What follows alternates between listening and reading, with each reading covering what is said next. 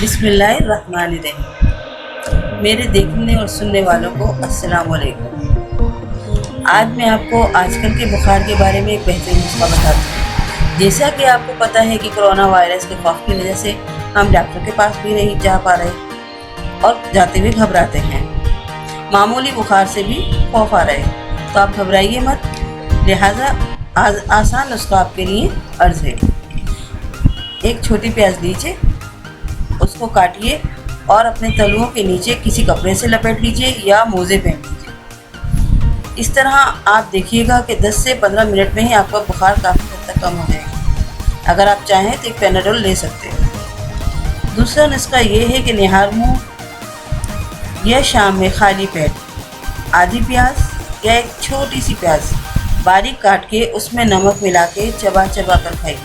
आपके थोड़े से आंसू भी निकलेंगे और मुंह में जलन भी होगी थोड़ी सी, मगर आप घबराइए मत। ये थोड़ी देर की परेशानी है, लेकिन आप 10 से 15 मिनट में ही आप बहुत ज़्यादा बेहतर महसूस करेंगे। और हाँ, 10 मिनट के बाद आप कुछ भी खाना वाना खा सकते हैं, पानी पी सकते हैं।